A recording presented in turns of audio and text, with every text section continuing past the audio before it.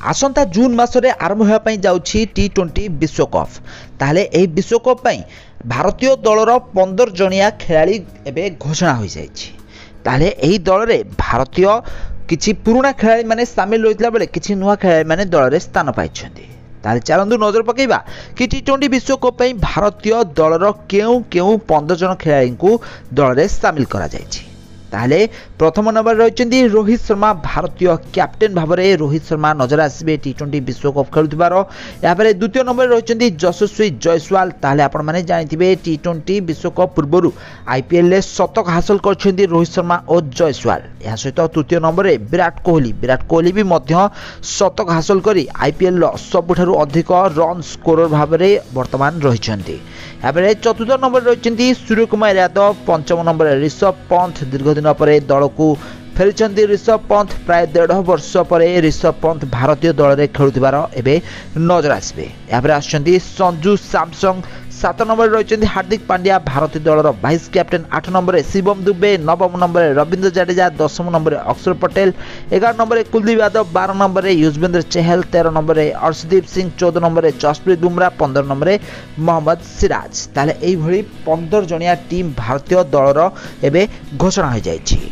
ताले एही सब खेलाड़ी माने ए वर्ष आईपीएल रे जबरदस्त प्रदर्शन करी निज निज दल को जितेथिबार नजर आछन्ती। ताले आसंता मासरे टी20 विश्वकप हेबा पई जाउछि। आ टी20 विश्वकप पई प्रत्येक देश निज निजर प्लेइंग 15 जणिया खेलाड़ी अनाउंस कर साछन्ती।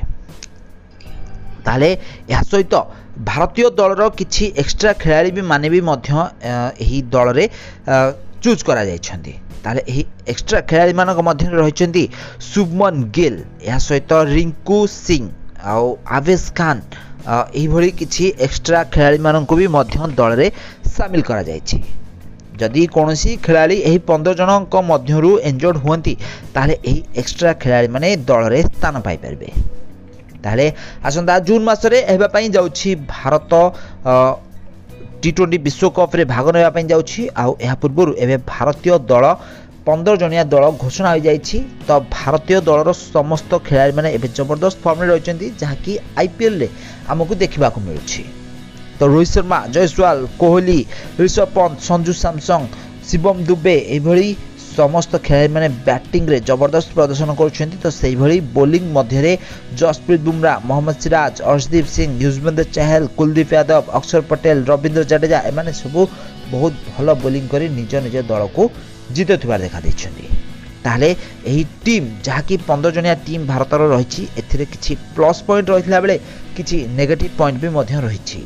ताहले प्लस पॉइंट रहिछि भारतीय बैट्समैन मानक फॉर्म आउ बॉलर मानकर फॉर्म। या सहित किछि नेगेटिव पॉइंट भी मध्य रहिछि जोंथरे मोहम्मद सिराज को बॉलिंग, या सहित हार्दिक पांड्या को ऑलराउंडिंग परफॉर्मेंस ऊपर क्वेश्चन एही भली किछि नेगेटिव पॉइंट गुड़िक रहिछि। आशा करा जाय कि विश्वकप रे एही सबु नेगेटिव पॉइंट गुड़िक भारतीय टीम निहाती भाव में काम करी गोटे भल टीम विश्वकप टी20 विश्वकप रे ओल्हेइबा पड़िया को। या सहित भारतीय टीम निहाती भाव में टी20 विश्वकप को जितिबा पई चेष्टा करिवो। ए वर्ष भारतीय खेलाड़ी माने आईपीएल रे जबरदस्त प्रदर्शन देखैछन्ती। आ आशा करा जाउछि कि टी20 विश्वकप रे भी मध्य भारतीय खेलाड़ी माने सुंदर प्रदर्शन करी टी20 विश्वकप जितिबे।